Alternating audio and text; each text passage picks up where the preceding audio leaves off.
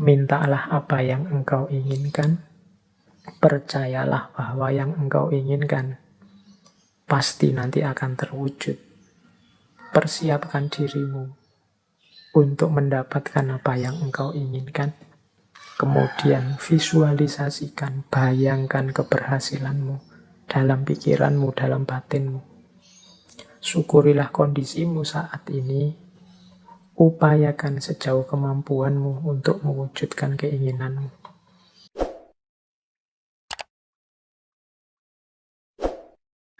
6 langkah menuju the law of attraction tadi. Caranya bagaimana sih Pak? Biar yang saya inginkan kemudian benar-benar terwujud. Biar yang tadi saya niati akan saya wujudkan benar-benar hasil. Nah, ini ada 6 step, ya ini dari berbagai sumber tentang the law of attraction. Yang pertama adalah mintalah apa yang engkau inginkan. Kalau dalam agama minta ini kemudian wujudnya jadi doa. Atau mungkin dalam bahasa yang berbeda kadang orang pakai kalimat mimpilah. Beranilah bermimpi. Kalau orang minta saja tidak berani, mimpi saja tidak berani, ya bagaimana dia mencapai tujuan-tujuan besar? Alah Pak, saya ini orang desa, ya sudah. Cuma cukup seperti ini saja saya sudah senang, ya sudah. Hidupmu akan hanya sampai level itu. Yang engkau inginkan memang di level itu saja. Padahal kalau engkau mau, engkau bisa minta yang lebih tinggi, menginginkan yang lebih tinggi. Inginkanlah. Jadi mintalah itu sama seperti inginkanlah apapun yang engkau inginkan yang besar-besar. Kalau sudah menginginkan, sudah minta, jangan lupa. Percayalah bahwa yang engkau inginkan itu akan terjadi.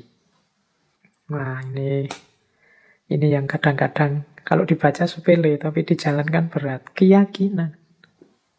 Saya sering menyatakan kita itu kalau berdoa kadang setengah-setengah. Setengah-setengah dalam arti kita sendiri tidak yakin doa ini akan dikabulkan.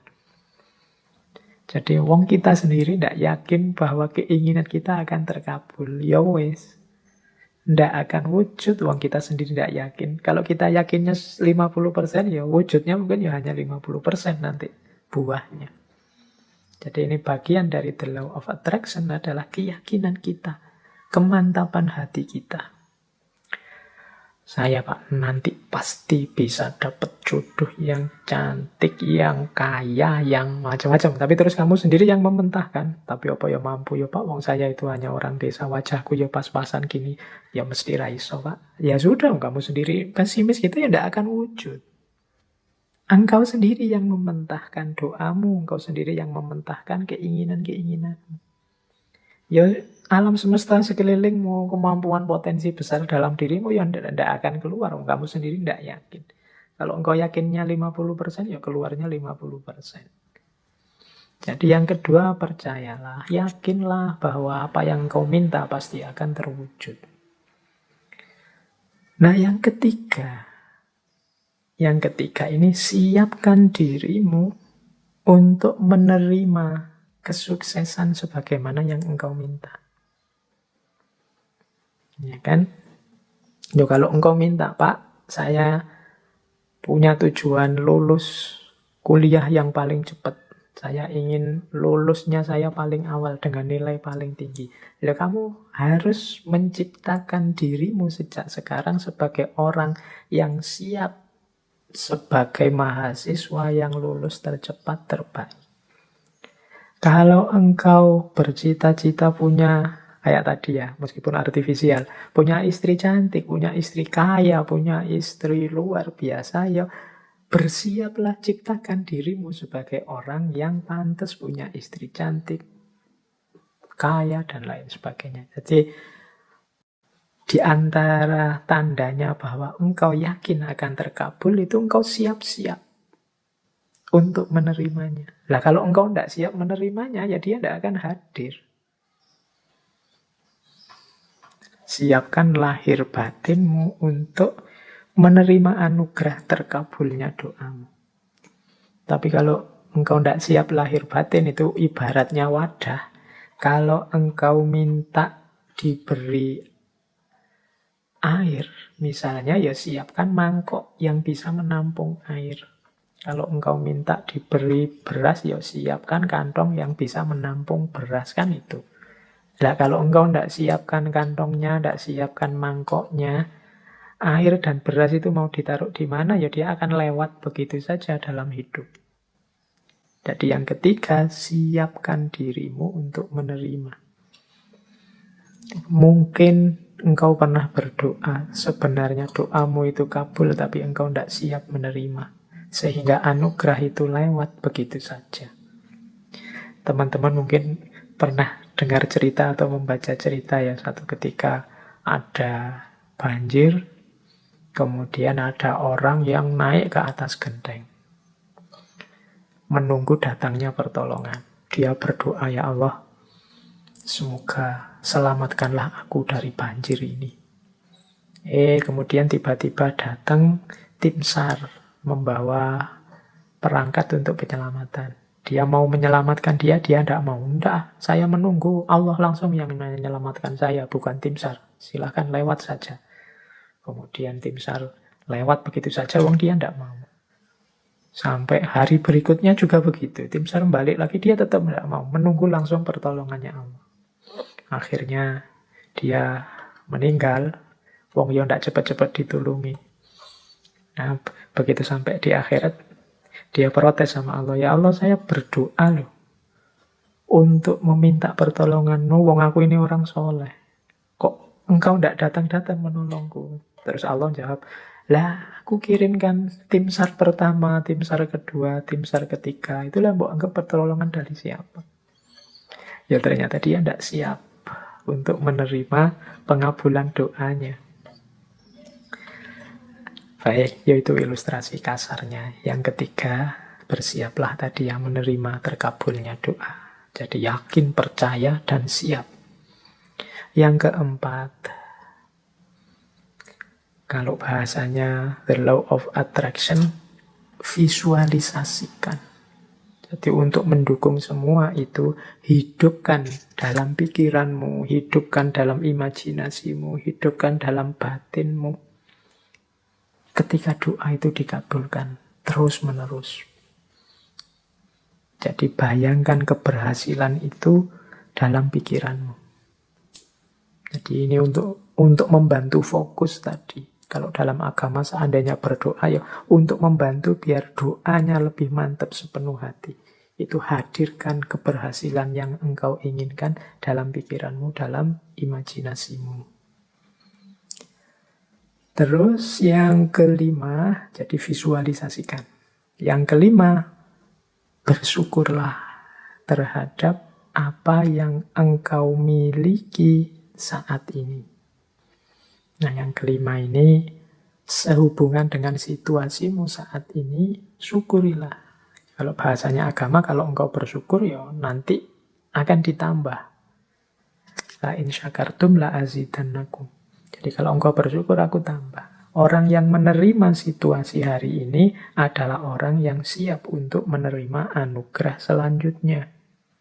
Tapi orang yang tidak terima situasi hari ini, ya dia tidak akan bisa menerima anugerah selanjutnya. Wong dia masih belum puas dengan situasi hari ini. Berarti dia kan masih sibuk dengan yang saat ini.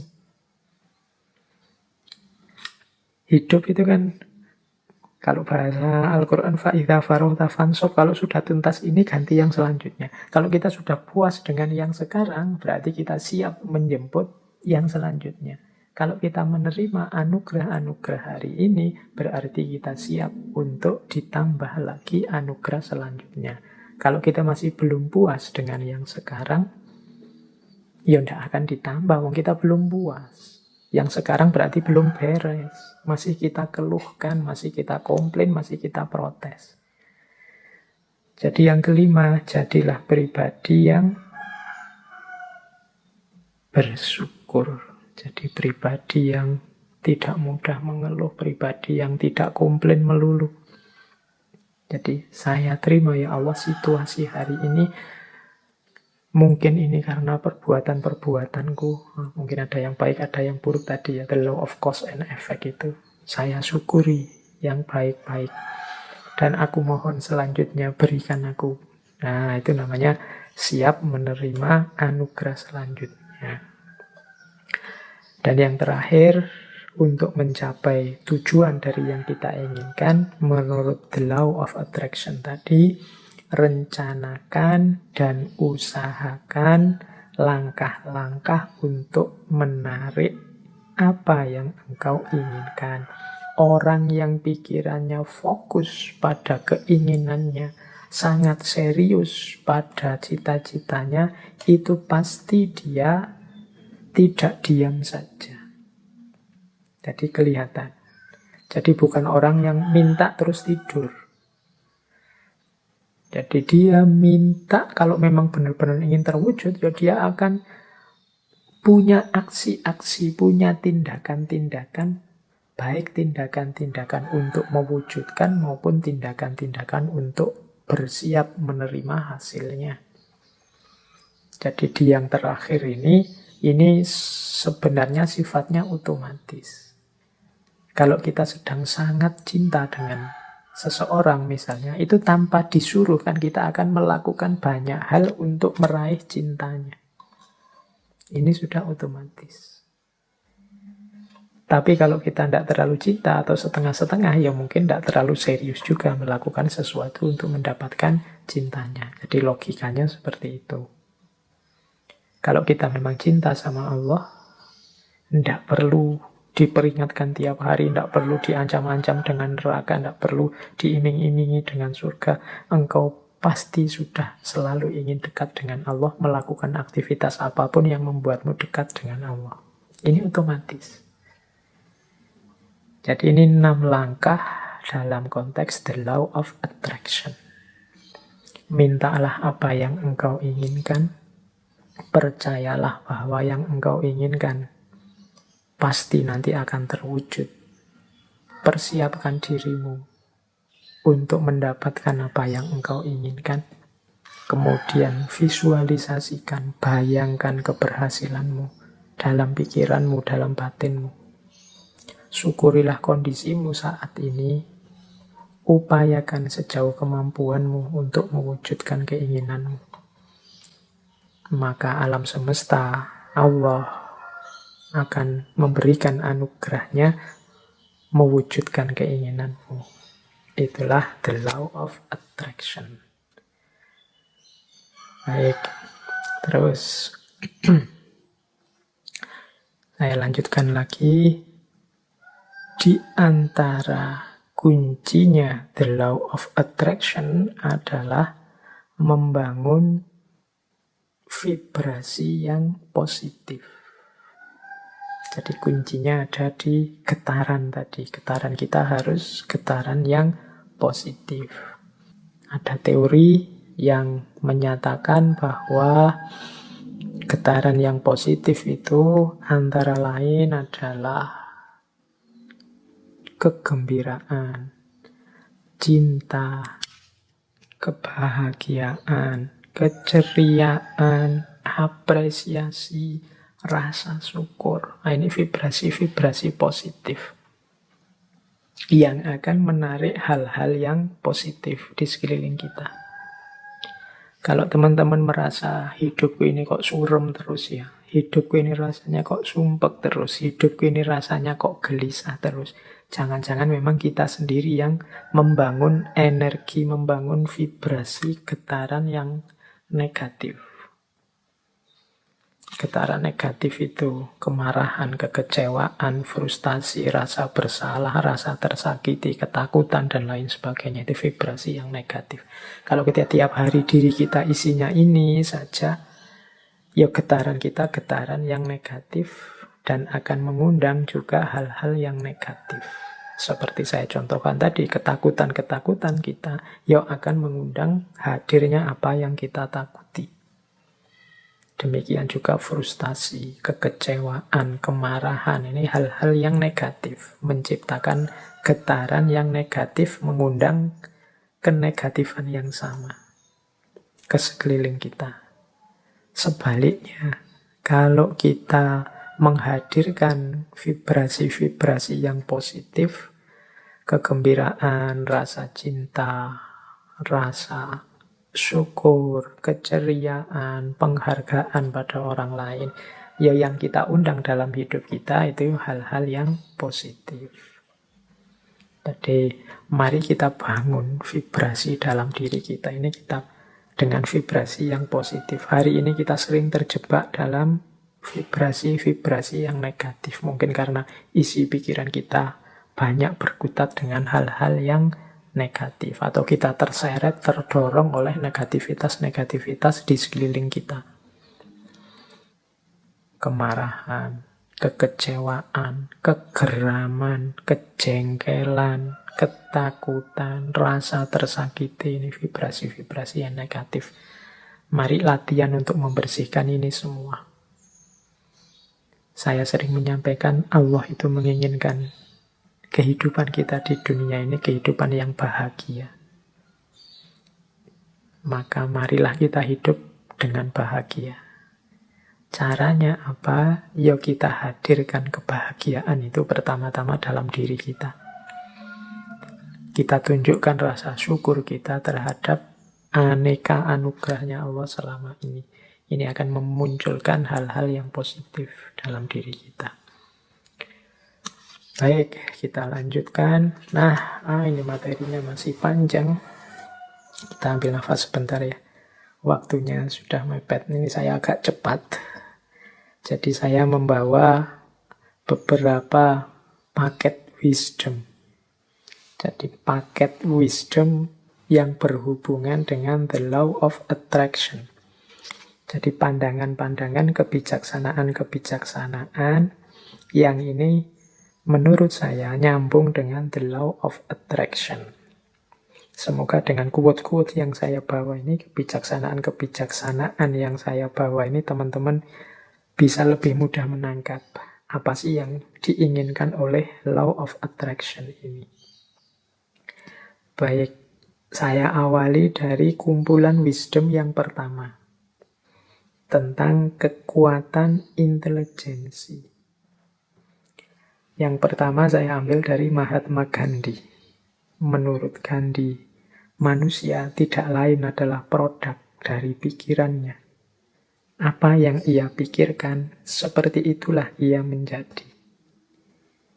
Oke, ini tadi sudah dijelaskan beberapa di depannya. Jadi kalau isi pikiran kita itu tentang yang keras-keras, yang brutal-brutal, yang jahat-jahat, ya seperti itu nanti kehidupan kita terbentuk.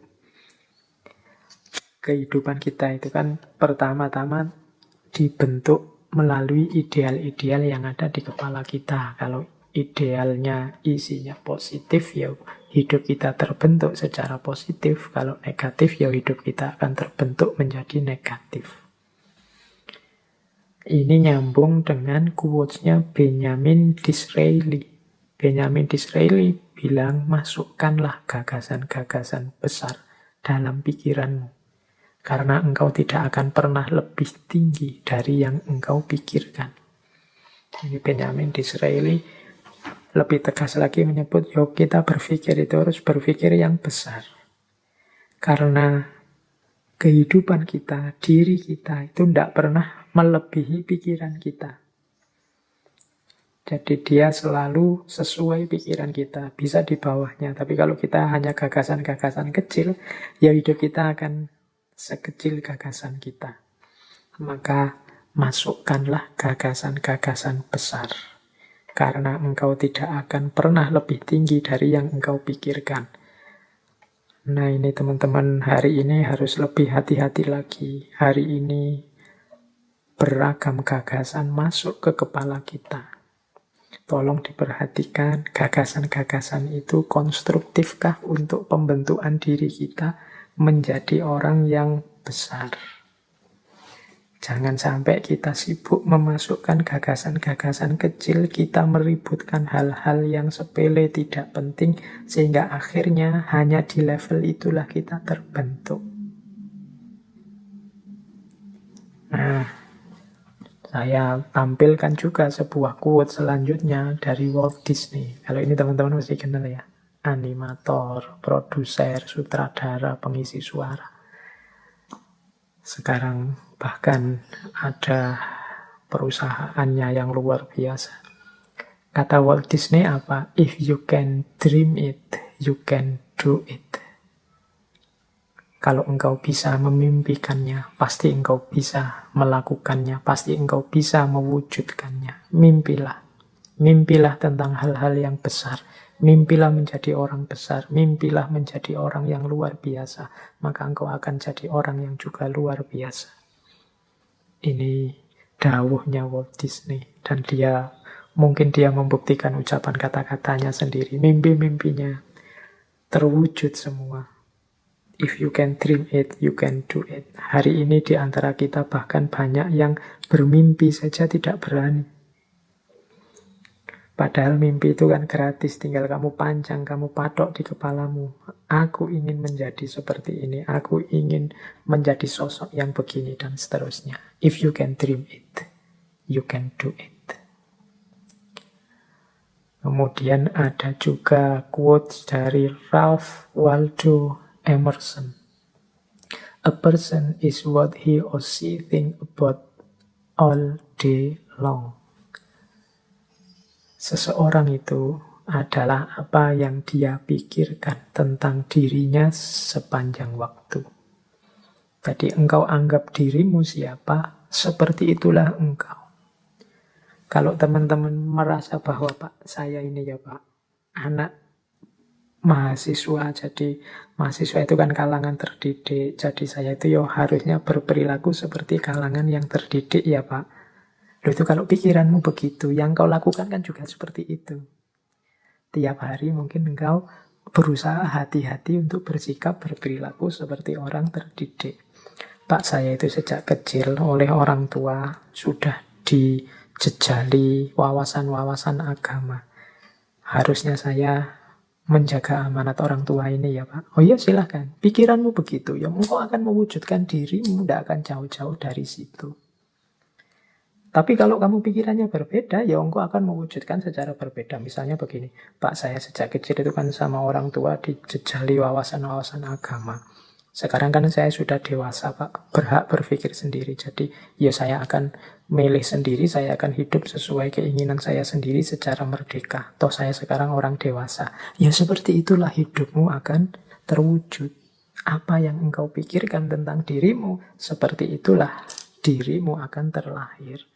A person is what he or she think about all day long.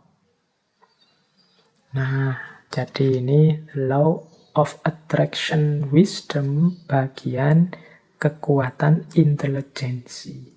Jadi apa yang dipikiranmu, itulah dirimu. Terakhir ini ada quotes dari Albert Einstein. Imagination is everything. It is the preview of life coming attraction. Imajinasi adalah segalanya. Imajinasi itulah yang jadi preview of life coming attraction. Preview itu kayak apanya? Pertunjukan awalnya. Seperti ini loh nanti yang terjadi. Itu imajinasi. Kemajuan-kemajuan manusia hari ini hampir semua itu kan diawali dari imajinasi. Pesawat terbang, kapal laut, kemudian apapun produknya manusia itu kan awalnya kan imajinasi. Gimana ya manusia bisa nyebrang air tidak tenggelam, tanpa harus jadi wali. Dulu naik wali ya tinggal jalan, tapi ini bisa nyebrang sungai, bisa terbang di atas awan. Itu kan awalnya hanya imajinasi. Tapi karena keseriusan dan kedahsyatan potensi manusia, juga fasilitas-fasilitas yang diberikan alam, yang semula imajinasi akhirnya mewujud dalam realita.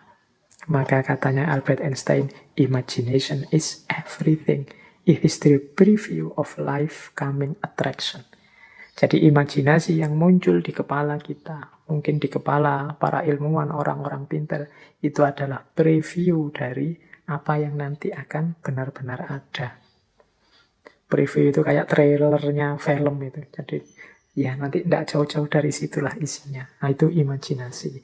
Maka teman-teman jangan takut bermimpi, jangan takut berimajinasi.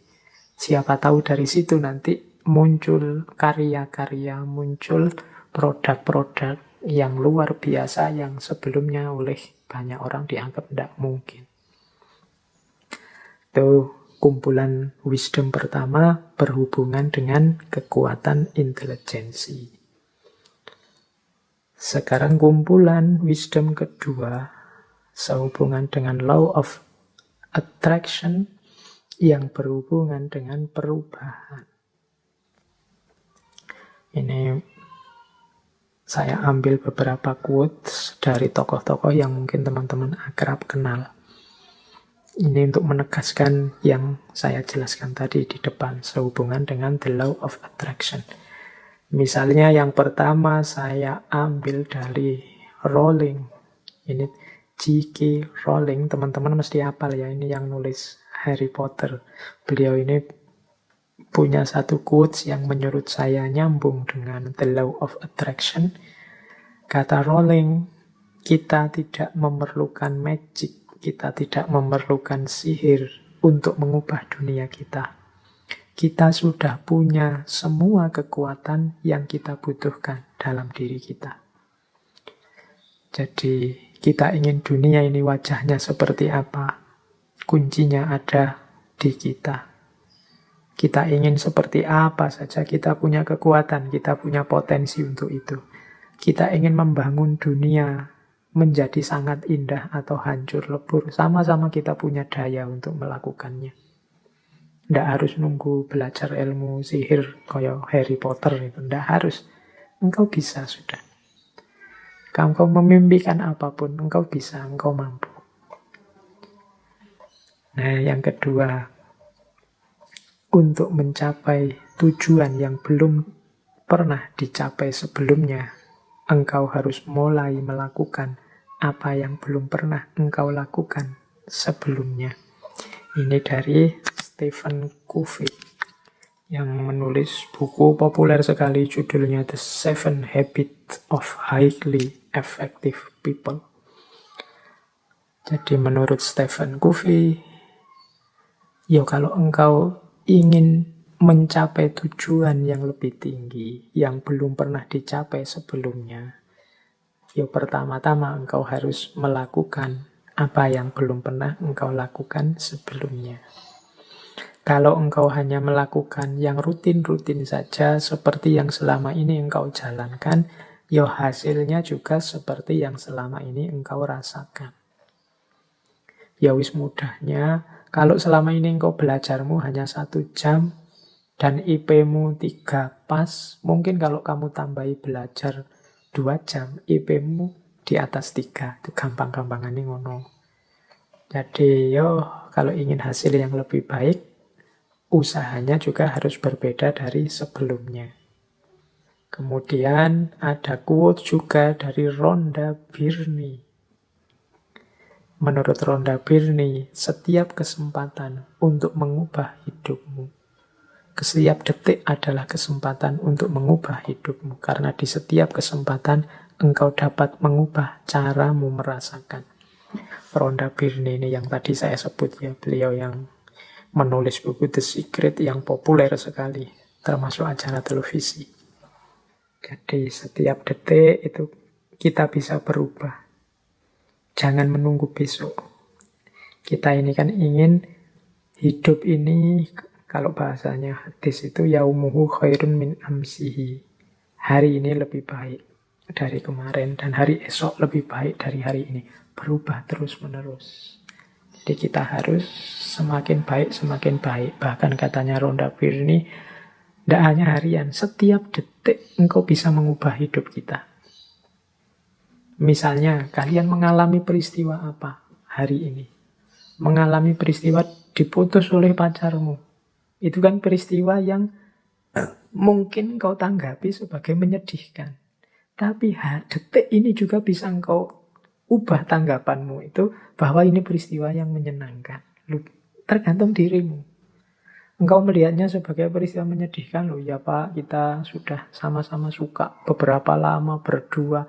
Banyak kenangan yang sudah kita bikin sekarang putus. Kamu melihat itunya terus engkau sedih. Padahal kok kalau mau juga bisa. Detik ini juga kamu ubah perspektifnya. Oh, alhamdulillah Pak, saya putus. Sudah lama sebenarnya, agak-agak bosan gimana gitu Pak. Loh, tergantung perspektifnya kan. Jadi engkau bisa mengubah hidupmu setiap detik engkau inginkan. Buktinya apa? Kita bisa mengubah cara kita merasakan hidup ini juga di setiap detiknya. Banyak uang itu susah atau senang, tergantung tanggapanmu dan bisa kamu ubah sewaktu-waktu. Punya wajah cakep itu susah apa senang, terkenal itu susah apa senang. Itu kan bisa, tanggapanmu bisa berubah-ubah setiap waktu. Berarti apa? Sebenarnya untuk mengubah hidup kita itu tidak usah menunggu apa-apa. Setiap detiknya kita bisa berubah tergantung bagaimana kita mengelola, menyerap, merasakan hidup kita.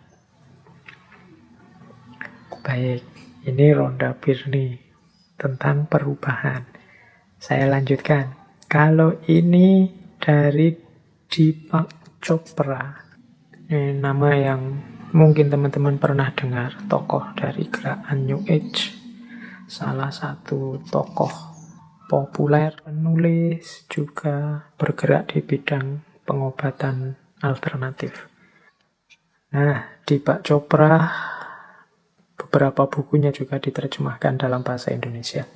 Beliau punya quotes begini, kalau engkau ingin hidup bahagia, buatlah orang lain bahagia. Kalau engkau ingin menemukan orang yang tepat dalam hidupmu, jadilah orang yang tepat untuk orang lain. Kalau engkau ingin melihat perubahan di dunia, jadilah perubahan yang engkau inginkan itu.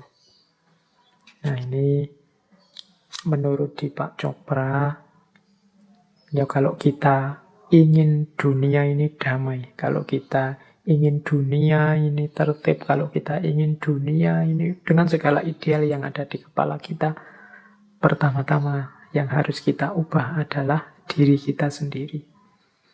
Kalau ingin dunia ini damai, yo kita jadi orang yang damai dulu. Kalau ingin dunia ini membahagiakan dan gembira, yo kita jadi orang yang bahagia dan gembira. Jadilah perubahan yang engkau inginkan itu. Tidak harus capek menceramai orang lain, tidak harus capek nuding-nuding orang lain kiri kanan. Ayo kita ubah diri kita sesuai ideal kehidupan dunia yang ada di kepala kita. Pak, Islam itu kan harusnya rahmatan lil alamin. Iya, oke. Pertama-tama jadilah muslim yang rahmatan lil alamin. Jadi ini caranya begitu. Perubahan diawali dari diri kita sendiri. Nah, ditegaskan nanti selanjutnya di quotes itu ada Martin Luther King Jr. Menurut Martin Luther King, ambillah langkah pertama dengan yakin. Tidak harus engkau melihat semua anak tangga, hanya lakukan saja langkah pertama. Kita ini kan sering ragu-ragu, mau mengubah hidup, mau apalagi mancang cita-cita, mau memimpikan sesuatu. Itu saya sebut tadi banyak tidak berani. Sehingga hidup kita tidak berubah-berubah. Maka menurut Martin Luther King, ini beliau kan aktivis, juru bicara gerakan sipil di Amerika Serikat. Sekitar tahun 54 sampai 58. Kapan-kapan kita bahas beliau. Termasuk juga tadi Deepak Chopra. Nah, menurut Martin Luther King, sudahlah melangkah saja. Tidak usah terlalu banyak mempertimbangkan macam-macam. Tidak harus engkau lihat semua anak tangga. Kalau memang itu sudah bagus dan mantap, engkau yakin, jalan. Tidak usah dibahas lagi, didiskusikan lagi. Dicari semua kemungkinan konsekuensinya, malah tidak jalan-jalan. Katanya Martin Luther, ambil langkah pertama. Jalanlah. Kalau tidak begitu hidupmu tidak akan berubah. Terlalu banyak pertimbangan. Oke, baik. Kita lanjutkan lagi. Nah, Law Attraction Wisdom yang ketiga. Saya ambil juga beberapa quote. Ambil nafas dulu sebentar. Ini sejak tadi ya kita ngegas terus kajiannya. Ya karena materinya banyak, ini waktunya sisa sedikit. Nah, kalau tentang kebahagiaan, pertama saya bawakan misalnya dari Oprah Winfrey. Ini teman-teman pasti pernah dengar lah nama beliau. Menurut Oprah Winfrey, syukurilah apa yang engkau miliki, engkau akhirnya akan memiliki lebih banyak. Kalau engkau hanya memperhatikan apa yang belum engkau miliki, engkau tidak akan pernah merasa cukup. Nah, kalau ini kembali pada prinsip 6 langkah Law of Attraction tadi ya. Di antara langkahnya adalah mensyukuri apa yang sekarang kita miliki. Begitu kita bersyukur, berarti kita siap untuk ditambah. Engkau akhirnya akan memiliki lebih banyak. Banyak di antara kita yang tidak bersyukur. Yang jadi fokus pikiran kita apakah adalah apa yang kita tidak punya. Padahal yo pinter, IP-nya tinggi, dicintai dosen-dosennya, tapi hanya gara-gara tidak punya pacar, tiap hari sumpek mikir tidak punya pacar ini saja. Padahal ya istrinya cantik, padahal ya kaya raya, padahal ya hidupnya terjamin semuanya. Tapi hanya gara-gara ndak punya anak misalnya, tiap hari mikir satu ini saja. Akhirnya lupa bersyukur. Seolah-olah hidupnya punya kekurangan yang besar sekali. Nah ini kita tidak akan bahagia kalau hanya memperhatikan apa yang belum kita miliki. Kita harus lebih banyak fokus mensyukuri apa yang sudah kita miliki. Bukan disibukkan hanya oleh apa yang kita belum punya. Biasanya kita itu lebih sibuk dengan apa yang kita tidak punya daripada mensyukuri apa yang kita sudah punya. Maka Law of Attraction mengajari kita ya basisnya adalah bersyukur. Kemudian ada juga quotes yang saya bawa senantiasa. Jadilah versi dirimu yang terbaik daripada menjadi versi tiruan orang lain. Quotes ini mengajarkan kita untuk kita harus otentik, berani bermimpi, berani menginginkan. Banyak di antara kita yang menginginkan sesuatu saja tidak berani, memimpikan sesuatu saja tidak berani. Kita bisanya hanya mengikuti orang. Kita bisanya menjadi versi tiruannya orang lain. Kita tidak eksis jadi diri kita sendiri. Kita punya kiblat yang kiblat itu menjadi tiruan diri kita. Jadi kita selalu, saya ingin menjadi seperti ini, menjadi seperti itu. Kita tidak mendeklarasi untuk jadi diri kita sendiri, tapi versi yang terbaik, versi yang optimal, versi yang maksimal. Ya bekalnya tetap ilmu, bekalnya tetap muhasabah, merenungi diri aku, ini versi terbaikku seperti apa, kelemahan kelebihanku apa, aku ini cocoknya melakukan apa, passionku apa, dan lain sebagainya. Jadi di situ nanti kita bisa jadi versi terbaik dari diri kita sendiri. Saya bawa juga quotes dari Helen Keller. Ini mirip dengan Oprah Winfrey tadi. Kalau Keller ini penulis aktivis Amerika. Salah satu pintu kebahagiaan tertutup, maka pintu yang lain terbuka. Namun seringkali kita terlalu lama memperhatikan pintu yang tertutup sehingga tidak melihat pintu lain yang terbuka. Kita ini cenderung melihat kesulitan saja. Kita ini cenderung melihat kesusahan saja. Dari 90% anugerahnya Allah, kita lebih fokus pada 10% kehidupan kesulitan kita. Sehingga ya tadi, kita lupa bersyukur, bahkan kalau katanya Helen Keller ini, kita lupa ada pintu kebahagiaan lain yang terbuka. Kita cueki. Kita disuruh untuk banyak di dalam rumah karena pandemi ini. Itu kita galau tiap hari mikir bagaimana kalau saya tidak keluar-keluar rumah, padahal kebutuhan di luar rumah banyak.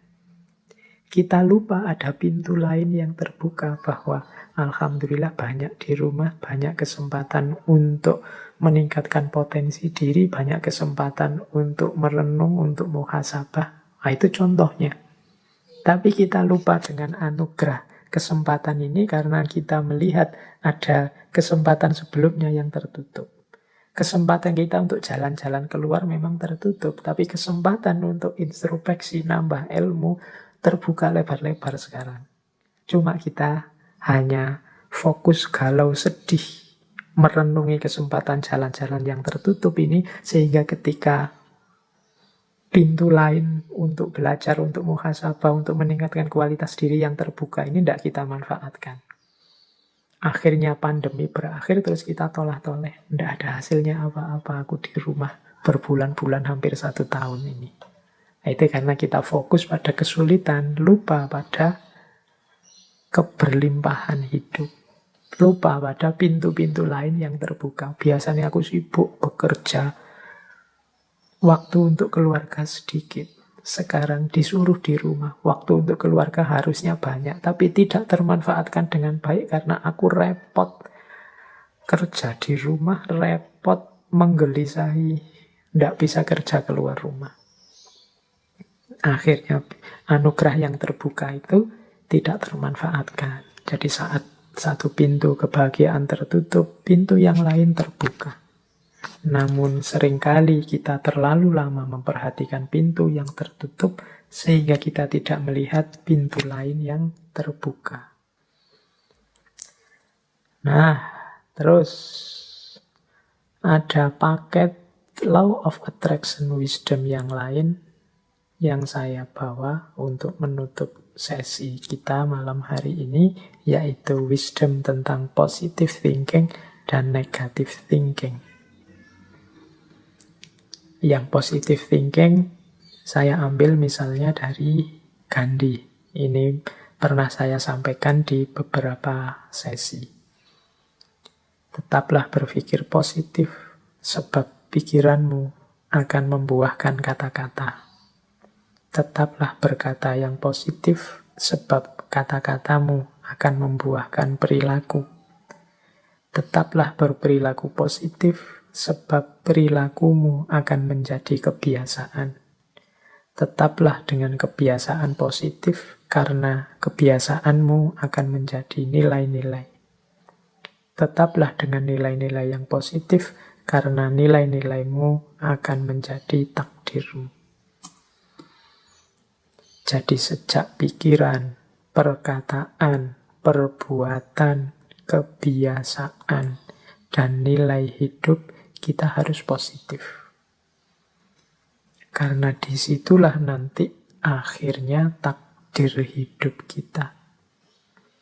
Pak, hidup kita kok sulit, Pak, hidup kita kok gelisah terus, Pak. Itu mungkin buah pikiranmu sendiri, buah perbuatanmu sendiri, buah kebiasaanmu sendiri.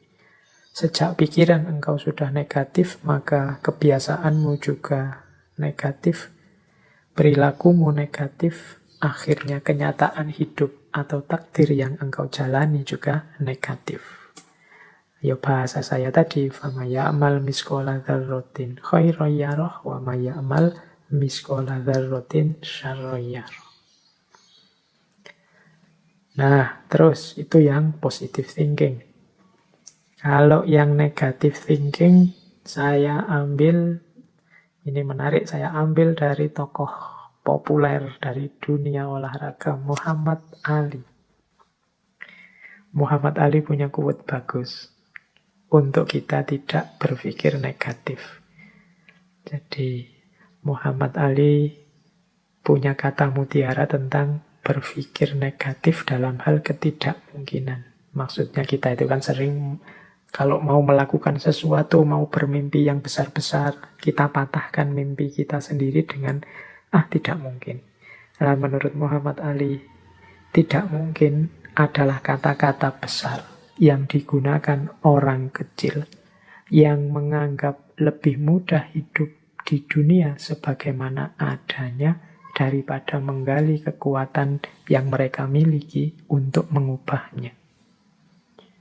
Jadi menurut Muhammad Ali, kalau kita sering merasa tidak mungkin bisa, tidak mungkin sukses, tidak mungkin berhasil, itu berarti kita hanya orang kecil, bukan orang besar yang berpikir besar. Kita orang yang hidup bisanya hanya mengalir saja, mengikuti situasi apa adanya, tidak menggali kekuatan kita untuk mengubah, memperjuangkan hidup agar jadi lebih baik. Tidak mungkin itu bukan fakta, namun opini. Nah, jadi menurut Muhammad Ali, tidak mungkin itu kenyataannya tidak begitu. Hanya pendapatmu yang begitu, akhirnya kejadian beneran. Kalau engkau menganggap tidak mungkin, ya jadinya tidak mungkin beneran. Karena dengan menganggap tidak mungkin, kamu akhirnya tidak ngapa-ngapain. Wong tidak mungkin. Tidak mungkin Pak saya itu bisa jadi begini. Tidak mungkin Pak saya bisa sukses seperti itu. Tidak mungkin Pak saya bisa membuat yang seperti itu. Ya sudah. Kalau engkau bilang Pak mungkin, ya tidak akan wujud. Engkau sendiri bilang tidak mungkin. Padahal tidak mungkin itu sebenarnya hanya opini, bukan fakta. Itu kan pendapatmu.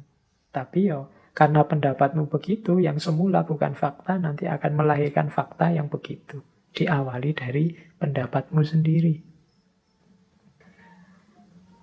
Tidak mungkin itu hanya potensi. Tidak mungkin itu temporer. Tidak mungkin itu omong kosong. Itu kelanjutan dari quote-nya Muhammad Ali. Tidak mungkin itu ya memang potensi. Kalau engkau serius berusaha, ya ketidakmungkinan akan berubah jadi kemungkinan. Tidak mungkin itu temporer. Mungkin saat ini memang tidak mungkin. Tapi kalau engkau serius mengusahakan, yang tidak mungkin bisa jadi mungkin. Maka tinggalkan kata-kata tidak mungkin. Tidak mungkin itu omong kosong belaka. Ini contoh dari negative thinking. Jadi orang yang berpikir negatif itu kan sering antara lain untuk hal-hal yang besar dan penting dia jawabnya tidak mungkin. Baik. Itu paket wisdom yang kelima tentang negative thinking. Oke teman-teman, ini waktunya sudah mau habis. Terakhir, ya kalau saya sambungkan dengan kajian Islam, karena kita ini judulnya ngaji ya. Mungkin yang ingin explore lebih jauh relevansinya dengan argumen-argumen keislaman, bisa disambungkan the law of attraction ini dengan wawasan-wawasan tentang doa. Misalnya dari surat Al-Mu'min ayat 60. Wa qala rabbukum ud'uni astajib lakum. Ud'uni astajib lakum. Berdoalah padaku, pasti aku penuhi. Tadi ya di proses law of attraction tadi, kan awalnya mintalah, inginkanlah. Allah menegaskan berdoalah. Kadang-kadang kita berdoa saja, tidak berani, tidak serius, menganggapnya tidak mungkin. Padahal Allah itu sudah menegaskan, ud'uni astajib lakum. Kemudian juga, innallaha la yughayyiru ma biqaumin hatta yughayyiru ma bi anfusihim. Ya kalau kita tidak menginginkan perubahan, tidak mengupayakan perubahan, tidak akan ada perubahan. Ayat ini menegaskan kuncinya sebenarnya di kita. Sama seperti the law of attraction tadi, kuncinya ada di manusianya. Al-Quran surat Ar-Ra'd ayat 11. Silahkan digali, mungkin ada relevansinya dengan yang saya jelaskan di depan. Kalau hadis, mungkin hadis riwayatnya Muslim. Silahkan dicari. Di Riyadhus Shalihin juga ada hadis ini. Dari Abu Hurairah, Rasulullah bersabda, ini hadis qudsi. Yaqulullahu ta'ala, ana inda dhonni abdi bi, wa ana ma'ahu idza dzakaroni. Aku sesuai persangkaan hambaku padaku, dan aku bersamanya selama ia mengingat aku. Jadi ini sering juga dikutip, ana inda dhonni abdi. Pikiran kita itulah yang nanti akan mewujud sesuai persangkaan kita. Kalau kita berpikir yang positif-positif, zon kita isinya yang baik-baik, husnudzon, yaitu nanti yang akan diwujudkan oleh Allah, itu yang akan terjadi. Tapi kalau isinya yang jelek-jelek, prasangka-prasangka kita negatif, yaitu juga yang nanti akan mewujud. Terserah persangkaan hambaku padaku. Kalau engkau menganggap Allah Maha Penyayang, Maha Pemurah, ana inda dzanni abdi, demikian juga sebaliknya. Ya silahkan, mungkin ada yang tertarik mau meneliti teori The Law of Attraction ini. Kalau dalam perspektif Islam dengan Al-Quran dan hadisnya mungkin ada kesamaan-kesamaan tertentu dengan ayat-ayat atau hadis-hadis atau pandangan para ulama tertentu. Yo, mungkin ada yang, Pak, kalau begitu apa ndak cocokologi? Kan sekarang banyak kritik-kritik kalau ada orang mengeluarkan gagasan terus disebut cocokologi. Mencocok-cocokkan saja. Yo, perlu diketahui dalam ranah esoteris, dalam ranah yang lebih spiritual, kebenaran-kebenaran itu bertaut. Jadi ketemu. Isinya memang mirip dan bahkan sama. Dalam Islam ada cinta, dalam Kristen ada cinta, dalam Buddha ada cinta, dalam Hindu ada cinta, dalam khasanah peradaban-peradaban kuno ada cinta. Ini tidak bisa kemudian disebut, kalau saya membicarakan cinta kemudian menyambungkan antara tradisi Islam dengan tradisi yang lain, disebut cocokologi, karena memang kebenaran-kebenarannya bertaut, nyambung. Ya, nanti teman-teman bisa memperbandingkan. Kan kajian kita ini sudah 200-an lebih. Nah, itu di situ ada kesamaan-kesamaan, khususnya ketika mulai masuk ke ranah rohaniyah, ke ranah spiritual. Oke, yo kapan-kapan nanti kita membahas tentang esoterisme dan eksoterisme, ranah yang lebih batiniah dengan ranah yang lebih plural, beragam, ranah kenyataan. Baik, saya kira itu teman-teman pancingan-pancingan untuk kajian kita malam hari ini. Yang tertarik lebih dalam hari ini banyak buku-buku yang konotasinya tentang The Law of Attraction. Silahkan digali, diperdalam lebih jauh bagi yang tertarik. Mungkin bila perlu digali sampai ke akar-akar ajarannya. Malam hari ini kan saya hanya nyinggung-nyinggung tampilan-tampilan teoritis permukaannya saja. Kita belum masuk sampai ke akar-akar ajarannya yang tadi saya sebut. Dimulai sejak hermetismenya Yunani, mungkin gagasan-gagasan Buddhisme, Hinduisme, termasuk Sufisme, Islam, dan lain sebagainya.